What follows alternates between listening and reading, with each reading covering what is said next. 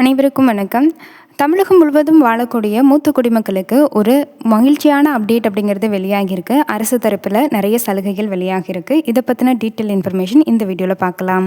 August 5, 2026 அன்னைக்கு தமிழக அரசோடைய புதிய நிதிநிலை அறிக்கை தாக்கல் அப்படிங்கிறது செய்யப்பட்டுச்சு. இதுதான் தாவேகா அரசோடைய முதல் பட்ஜெட் தாக்கல் அப்படிங்கிறது. இந்த பட்ஜெட்டில் பெண்கள், மாணவர்கள், விவசாயிகள், தொழிலாளர்கள் என அனைத்து தரப்பினர்களுக்கும் அறிவிப்புகள் அப்படின்னு வெளியானுச்சு. ஆனால் குறிப்பாக மூத்த குடிமக்கள் வாழ்வாதாரத்தை மேம்படுத்துகின்ற நோக்கில் பல புதிய திட்டங்கள் அப்படிங்கிறது எல்லாருமே எக்ஸ்பெக்ட் பண்ணாத அளவுக்கு தமிழக அரசு அப்படிங்கிறது நம்மளுக்கு கொடுத்துருக்கு. இந்த வீடியோவில் அந்த அறிவிப்புகள் என்னென்ன, முக்கியமான 6 இலவசங்கள் என்ன, யாருக்கு பயன் கிடைக்கும், அரசு எவ்வளவு நிதி ஒதுக்கி இருக்குது, இந்த திட்டங்கள் எப்போது நடைமுறைக்கு வரும், தற்போது மக்களுக்கு என்ன செய்யணும், இது மாதிரி இருக்கக்கூடிய நிறைய கேள்விகளுக்கு பதிலாக இன்றைக்குரிய வீடியோவில் டீட்டெயில் இன்ஃபர்மேஷன் கொடுத்துருக்கேன்.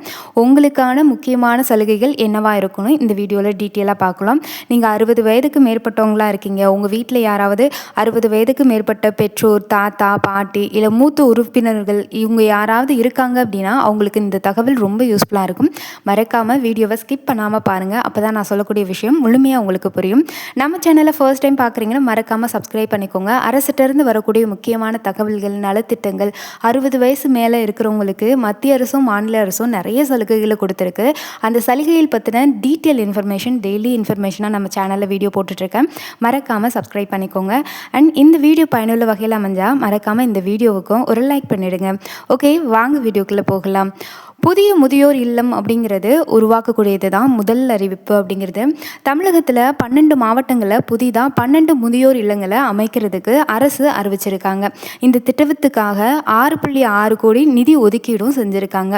பல வயதானவங்க தனியாக தான் வாழக்கூடிய சூழ்நிலையில் இருக்குது. இப்போ இருக்க காலகட்டத்தில் சிலருக்கு குழந்தைகள் வெளிநாட்டில் இருப்பாங்க, இல்லை அப்படின்னா வேறு மாவட்டங்களில் இருப்பாங்க, இல்லை வேலைக்காக வெளியில் சென்னைக்கோ பெங்களூருக்கோ அவங்களோட ஒய்ஃப் அண்ட் ஃபேமிலியோட ஷிஃப்ட் ஆகிருப்பாங்க. அப்போ வீட்டில் இருக்கக்கூடிய முதியவர்கள் பராமரிக்கிறதுக்கு யாருமே இல்லாமல், யாரோட தயவுமே இல்லாமல் இருக்கிறதுக்கு வாய்ப்பு இருக்குது. இது மாதிரியான சுச்சுவேஷனில் உங்களை நீங்கள் பாதுகாக்கிறதுக்காக தங்குமிடம், சத்தான உணவு, மருத்துவ வசதி, தினசரி பராமரிப்பு இது எல்லாமே வழங்கக்கூடிய புதிய முதியோர் இல்லங்கள் அப்படிங்கிறது அமைக்கப்பட இருக்குது.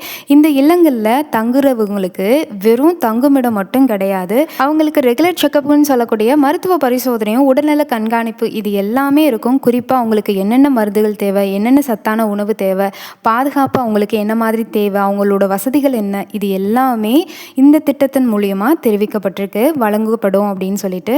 அடுத்தது இன்னொரு முக்கியமான அறிவிப்பு, 2வது என்ன தெரியுமா? மூத்த குடிமக்களுக்கான பொழுதுபோக்கு மற்றும் நலவாழ்வு மையங்கள் அப்படிங்கிறது. நிறைய பேர் வீட்டிலே இருக்கிறதுனால ஒரு வயசுக்கு மேலே ரொம்ப ஸ்ட்ரெஸ்டாக ஃபீல் பண்ணுறதுக்கு வாய்ப்பு இருக்குது. முதியவங்களுக்கு உடல்நலம் மட்டும் கிடையாதுங்க, மனநலமும் சரியாக இருக்கிறது அவசியம்.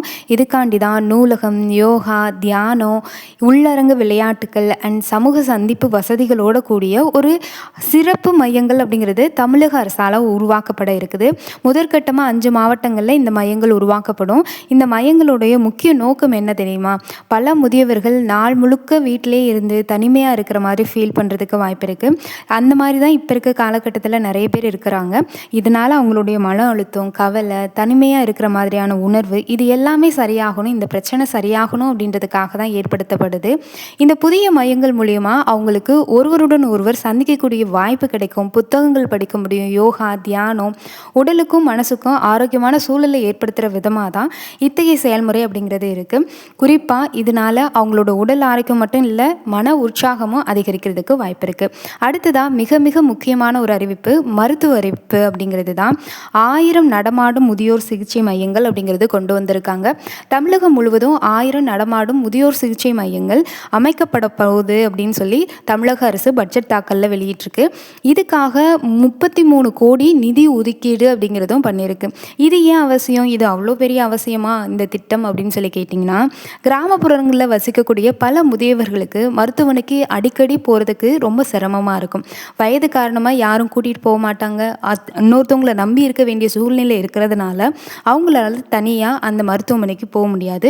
சிலருக்கு போக்குவரத்து வசதி அவங்க ஊரில் இல்லாமல் கூட இருக்கலாம். அதனால மருத்துவ சேவையை அவங்கள தேடியே நேரடியாக அவங்க வீட்டுக்கே வர மாதிரி இந்த திட்டம் அப்படிங்கிறது கொண்டு வரப்பட்டிருக்கு. இதுக்கான மெயின் நோக்கமும் இதுதான். இந்த நடமாடும் மருத்துவமனை அப்படின்ற இந்த குழுவில் ஒரு மருத்துவர், ஒரு செவிலியர் அப்படின்றவங்க இருப்பாங்க. ஒரு இயன்முறை சிகிச்சை நிபுணர் அப்படின்றவங்களும் இருப்பாங்க. இவங்க கிராமங்களுக்கு நேரடியாக சென்று உடல்நல பரிசோதனை அப்படிங்கிறது செய்வாங்க. தேவைப்பட்டுச்சு அப்படின்னா உங்களுக்கு என்ன மருந்துகள் தேவையோ அங்கேயே உங்களுக்கு கொடுப்பாங்க. குறிப்பாக இந்த மருத்துவம் மூலியமாக உங்களுக்கு இருக்கக்கூடிய பிபி, சுகரு, மூட்டு வலி, எலும்பு தேய்மானம், வயது காரணமாக ஏற்படக்கூடிய பல்வேறு நோய்கள் இது எல்லாத்தையுமே ஆரம்பத்திலே சரி செய்கிறதுக்கும் அதுக்கு சிகிச்சை அளிக்கக்கூடிய திட்டமாக தான் இந்த திட்டம் அப்படிங்கிறது இருக்கும். இந்த அறிவிப்பு குறிப்பாக கிராமப்புறங்களில் வாழக்கூடிய ஆயிரக்கணக்கான மூத்த குடிமக்கள் பயன்பெறணும் அப்படின்ற நோக்கத்துக்காக தான் உருவாக்கப்பட்டிருக்கு. இதுவரை பார்த்த அறிவிப்புகள்லே இதுவரைக்கும் நம்ம பார்த்த எல்லா அறிவிப்புகளுமே மூத்த குடிமக்களுடைய வாழ்வாதாரத்தை மேம்படுத்துறதுக்கு ரொம்பவே யூஸ்ஃபுல்லாக இருக்கும். இதோட முடியலைங்க, இன்னும் இருக்குது. இது என்ன அப்படின்னு பார்த்தீங்கன்னா தொலை மருத்துவ சேவை அப்படிங்கிறது. வீட்டிலிருந்து மருத்துவமனை ஆலோசனை, அதாவது மருத்துவ ஆலோசனை கொடுக்கறது. மூத்த குடிமக்களுக்கு வயது அதிகரிக்கும் போது அடிக்கடி மருத்துவ ஆலோசனை அப்படிங்கிறது தேவைப்படும். ஆனால் எல்லாராலையும் மாவட்ட மருத்துவமனைக்கோ இல்லை பெரிய ஆஸ்பத்திரிக்கோ நம்மளால் போக முடியாது. ஏன்னா அடிக்கடி நம்ம போகிற அளவுக்கு நம்மளுக்கு பக்கத்துலேயும் இருக்காது. இந்த சிரமத்தை குறைக்கக்கூடிய வகையில் தான் மூத்த குடிமக்களுக்கான சிறப்பு தொலை மருத்துவ சேவை அப்படிங்கிறது விரிவுபடுத்தப்பட்டிருக்கு. இந்த திட்டத்தின் கீழே நிபுணத்துவ மருத்துவர்களோட இணைக்கப்பட்ட மையங்கள் உருவாக்கப்பட்டிருக்கும். குறிப்பாக ஆரம்ப கட்டத்தில் பல அரசு மருத்துவமனைகள் இந்த சேவையுடன் இணைக்கப்பட்டு தான் இருக்கும். அடுத்த சில ஆண்டுகளில் இதை ஆயிரக்கணக்கான மையங்களாக விரிவுபடுத்துறதுக்கு அரசு திட்டமிட்டிருக்கு. இதுக்கான பட்ஜெட்டில் தனியாகவும் நிதியும் ஒதுக்கியிருக்கு.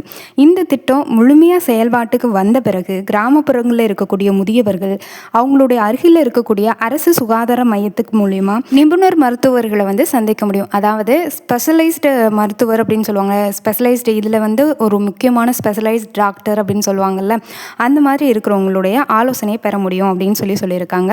சர்க்கரை நோய், இரத்த அழுத்தம், இதய நோய், மூட்டு வலி, நரம்பியல் தொடர்பான பிரச்சனைகள் இருக்குது, நீண்ட காலமாக சில நோய்கள் இருக்குது. இது எல்லாமே தொடர்ந்து கண்காணிக்கிறது ரொம்ப ரொம்ப அவசியம். இந்த திட்டத்தின் மூலயமா இந்த மாதிரி உங்களுக்கு ஏதாவது இருக்குது, சுகர், பிபி, தைராய்டு இந்த மாதிரி விஷயங்கள் இருக்குன்னா அதை நீங்கள் கண்காணித்து பார்த்து தெரிஞ்சுக்கலாம். அண்ட் அடுத்ததுன்னு பார்த்தீங்கன்னா கர்ப்பிணி பெண்களுக்கான சேவை அப்படிங்கிறதும் கொண்டு வந்திருக்காங்க.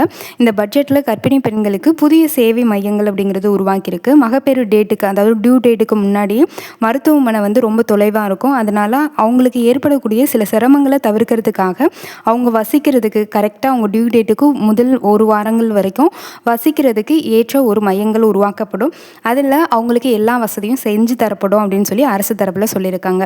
அடுத்த முக்கியமான மூத்த குடிமக்களுக்கான ஒரு முக்கியமான திட்டம் அப்படிங்கிறது, மூத்த குடிமக்கள் நீங்கள் வயதான காலத்தில் புனித யாத்திரை போடணும்னு எல்லாருமே ஆசைப்படுவீங்க. ஆனால் அதுக்கு கையில் காசு இருக்கா அப்படின்றது ஒரு கொஸ்டின் மார்க்காக இருக்கும். அதை இலவசமாக நீங்கள் போகிறதுக்கு தான் தமிழக அரசு முக்கியமான ஒரு திட்டம் அப்படிங்கிறது கொண்டு வந்திருக்கு. அதுதான் மூத்த குடிமக்களுக்கான புனித யாத்திரை திட்டம் அப்படிங்கிறது. இந்த திட்டம் அப்படிங்கிறது மூத்த குடிமக்களுக்காக அறிவிக்கப்பட்ட ஒரு முக்கியமான திட்டம் அப்படின்னே எடுத்துக்கலாம். பல முதியவங்க நீண்ட நாள் ஆசை அப்படிங்கிறது இருக்கும். வாழ்நாள் முழுக்க நம்ம கஷ்டப்பட்டுட்டோம், இனிமேல் கடைசி காலத்திலேயாச்சும் புனித தலங்களுக்கு ஒரு முறையாச்சும் போய் வழிபட்டுட்டு வரணும் அப்படின்னு எதிர்பார்த்துட்டு இருப்பாங்க. அவங்களுடைய அந்த தேவையை பூர்த்தி செய்கிற விதமாக தான் இத்தகைய திட்டம் அப்படிங்கிறது அமைஞ்சிருக்கும். குறிப்பாக இதோடைய மெயின் கருத்து என்னென்னா, அரசு ஏற்பாட்டிலே புனித யாத்திரை மேற்கொள்ளக்கூடிய திட்டமாக இது இருக்கும். இந்த திட்டத்தின் கீழ் தேர்வு செய்யப்படக்கூடிய பயனாளிகள் அப்படிங்கிறவங்களுக்கான பயணத்துக்கான அந்த செலவாக இருக்கட்டும், தங்கும் இடம், உணவு, தேவையான உதவிகள் எல்லாமே கவர்மெண்ட் சைட்லேருந்தே வழங்கப்படும். இதனால் ஆயிரக்கணக்கான மூத்த குடிமக்கள் பயன்பெறுவாங்கன்னு அரசு எதிர்பார்க்குது. ஆனால் குறிப்பாக ஒரு சில விஷயங்களை நீங்கள் தெரிஞ்சுக்கணும் நண்பர்களே. இந்த திட்டத்திற்கு யார் விண்ணப்பிக்கலாம் அப்படின்றது, வயது வரம்பு என்ன, வருமான வரம்பு இருக்கணும், குறிப்பாக எந்த மாவட்டத்தில் எப்போது தொடங்கும், இது மாதிரியான விரிவான நடைமுறை வழிகாட்டுதல்களை சம்மந்தப்பட்ட துறையிட்டிருந்து தனியாகவே இதுக்கான இன்ஃபர்மேஷன்ன்றது வரும். அந்த அறிவிப்புகள் வெளியான பிறகு தான் இதுக்கு விண்ணப்பிக்கவும் முடியும், விண்ணப்பித்து நீங்கள் போகவும் முடியும். முக்கியமான ஒரு விஷயம் என்ன அப்படின்னா, இந்த பட்ஜெட்டில் அறிவிக்கப்பட்ட பல திட்டங்கள் கொள்கை அறிவிப்புகள். அதாவது இந்த திட்டங்கள் எல்லாம் செயல்படுத்துவதா தமிழக அரசாங்கம் நம்மளுக்கு சொல்லியிருக்கு. ஒவ்வொரு திட்டமும் எப்போ தொடங்கும், எந்த மாவட்டத்தில் முதல்ல அமல்படுத்துவாங்க, யார் தகுதியானவங்க, எங்கே விண்ணப்பிக்கணும், இது மாதிரியான நடைமுறை விவரங்களை பின்னாடி அரசாணை அப்படிங்கிறத வெளியிடும். இது சம்மந்தப்பட்ட குறிப்பிட்ட துறைகள் இதுக்கான முக்கிய வரம்புகளையும் வெளியிடும். அதனால் யாரும் வதந்திகளை பெருசாக நம்பாமல் அதிகாரப்பூர்வ அறிவிப்பு வர்ற வரைக்கும் அதிகாரப்பூர்வ வெப்சைட்டில் போய் செக் பண்ணி பாருங்கள். முடிஞ்ச வரைக்கும் வெயிட் பண்ணி பாருங்கள். இது வரைக்கும் பட்ஜெட்டில் என்னென்ன அறிவிக்கப்பட்ட முதியோருக்கான முக்கியமான திட்டங்கள் அப்படின்றத பார்த்தோம்.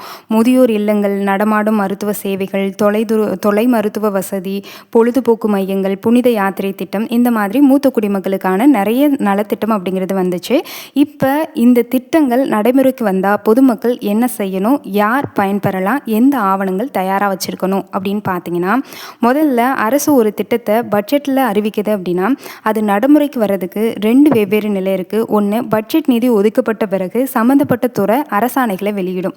அதில் எந்த மாவட்டம் முதல்ல தொடங்கப்படும், யார் தகுதியானவங்க, எங்கே விண்ணப்பிக்கணும், என்னென்ன ஆவணங்கள் தேவை அப்படிங்கிறத தெளிவாக குறிப்பிடும். ஆனால் உங்கள் மாவட்ட ஆட்சியர் அலுவலகம், சமூக நலத்துறை, அரசு மருத்துவமனை அண்ட் ஊராட்சி நிர்வாகம் வெளியிடக்கூடிய அதிகாரப்பூர்வ அறிவிப்புகளை நீங்கள் தொடர்ச்சியாக கவனிச்சிட்டே இருக்கணும். இப்போ ஒரு முக்கியமான கேள்வி அப்படிங்கிறது, இந்த திட்டங்கள் வந்த உடனே என்னென்ன ஆவணங்கள் தேவைப்படலாம் அப்படின்னு பார்த்தீங்கன்னா, பொதுவாக இது போன்ற அரசு நலத்திட்டங்கள் ஆதார் அட்டை, குடும்ப அட்டை, வயது சான்று, வருமான சான்று, வங்கி கணக்குடைய விவரம், செல்பேசி, அதாவது உங்களோட மொபைல் எண் அப்படிங்கிறது ஆதார் எண்ணோடு இணைச்சிருக்கக்கூடிய மொபைல் எண் அப்படிங்கிறது, இந்த மாதிரியான ஆவணங்கள் தான் கேட்பாங்க. ஒவ்வொரு திட்டத்துக்கும் வேறு வேறு மாதிரியான விதிமுறைகள் இருக்கும். அதனால வேறு வேறு ஆவணங்கள் கேட்குறதுக்கும் வாய்ப்பு இருக்குது. மூத்த குடிமக்களுடைய குடும்பத்தினருக்கு ஒரு வேண்டுகோள் என்ன அப்படி தெரியுமா? உங்கள் வீட்டில் வயதான பெற்றோர் அல்லது தாத்தா, பாட்டி இவங்க எல்லாரும் இருக்காங்கன்னா அவங்களுடைய ஆவணங்களை மட்டும் சரியாக புதுப்பிச்சு வச்சுக்கோங்க. இப்போது சரி பார்த்து வச்சுக்கிட்டிங்கனாலே குறிப்பாக இன்னும் ஒரு சில மாதங்களில் வரக்கூடிய அதுவும் நடைமுறைப்படுத்தக்கூடிய இந்த திட்டங்கள் மூலியமாக நீங்கள் பயன்பெறலாம். குறிப்பாக நீங்கள் என்னென்ன ஆவணங்களை சரியாக வைக்கணும்னா, ஆதார் விவரங்கள், வங்கி கணக்கு அண்ட் மொபைல் எண், இது 3ம் சரியாக இருக்கான்னு பாருங்கள். வங்கி கணக்கில் மினிமம் பேலன்ஸ் மெயின்டைன் ஆகிட்டு இருக்கணும். குறிப்பாக வங்கி கணக்கோட ஆதார் எண் இணைச்சிருக்கணும். ஆதார் எண்ணோட உங்களுடைய கைபேசி எண் அப்படிங்கிறது கையிலேயே இருக்கணும், அதுவும் செயல்பாட்டில் இருக்கணும். இது 3மே சரியாக இருக்கான்னு பார்த்துக்கோங்க, சரியாகவும் வச்சுக்கோங்க. அப்போ தான் எல்லாமே உங்களுக்கு சரியாக இருக்கும். ஏன்னா ஓடிபி அப்படிங்கிறது மொபைல் எண்ணுக்கு வரும். அந்த ஓடிபி மூலியமாக தான் நீங்கள் சில விண்ணப்பங்கள் அப்படிங்கிறதே பூர்த்தி செய்ய முடியும். அதனால் இது எல்லாத்தையும் சரியாக வச்சுக்கோங்க. அதே மாதிரி அரசு மருத்துவமனைகளில் நடைபெறக்கூடிய இலவச மருத்துவ முகாம்கள், முதியோர் நல முகாம்கள், அதே மாதிரி கிராம சுகாதார முகாம்கள், இது பற்றிய தகவல்களை தொடர்ந்து தெரிஞ்சுக்கிறதுக்கும், நடமாடும் மருத்துவ சேவை உங்கள் பகுதிக்கு வந்துச்சு அப்படின்னா உடல்நல பரிசோதனை தவறாமல் செஞ்சுக்கோங்க. குறிப்பாக இந்த பட்ஜெட்டில் அறிவிக்கப்பட்டிருக்க திட்டங்களுடைய நோக்கம் மூத்த குடிமக்கள் பாதுகாப்பாக இருக்கணும், ஆரோக்கியமாக இருக்கணும், அவங்க மரியாதையோடு நடத்தப்படணும், அவங்க வாழ்க்கையை தரம் உயரணும் அப்படின்றதுக்காக தான் இந்த திட்டங்கள் எல்லாமே தமிழக அரசு பல லட்சம் முதியவர்களுக்கு நேரடியாக பயன் சேரணுன்றதுக்காக இந்த திட்டங்களை உருவாக்கியிருக்கு. இது கூடவே முக்கியமான ஒரு திட்டம் அப்படிங்கிறது, மாதம் 1000 ரூபாய் பெற்றுட்டு இருந்த மகளிர் உதவித்தொகை திட்டத்தின் கீழே பெற்றுட்டு இருந்த முதியோர்கள் எல்லாரையுமே முதியோர் உதவித்தொகை திட்டத்தின் கீழே மாற்றி மாதம் 3000 ரூபா அவங்களோட வங்கி கணக்கில் வரவு வைக்கிறதா முதியோர் உதவித்தொகை நலத்திட்டம் அப்படின்றது உருவாக்க இருக்காங்க. அண்ட் அதுவுமே இன்னும் அமல்படுத்துறது எப்போ அப்படின்னு சொல்லலை. பட் அறிவிப்புகள் அப்படிங்கிறது வெளியாகி இருக்கு. பட்ஜெட் அப்படிங்கிறது ஒதுக்கி இருக்கோம் அப்படின்றது சொல்லியிருக்காங்க. அதிகாரப்பூர்வ அறிவிப்பு இன்னும் வெளியில் வரல. இந்த வீடியோவில் நான் சொன்ன அறிவிப்புகள் எல்லாமே நடப்பு ஆண்டில் 2026 அமலுக்கு கொண்டு வந்துருவாங்க. நேற்று பட்ஜெட் தாக்கலில் தான் இதை வெளியிட்டிருந்தாங்க. இது அமலுக்கு வர்றப்ப இதை பற்றின டீட்டெயில் இன்ஃபர்மேஷன் நம்ம சேனலில் வெளியிடப்படும். சேனலை சப்ஸ்கிரைப் பண்ணிக்கோங்க. நன்றி, வணக்கம்.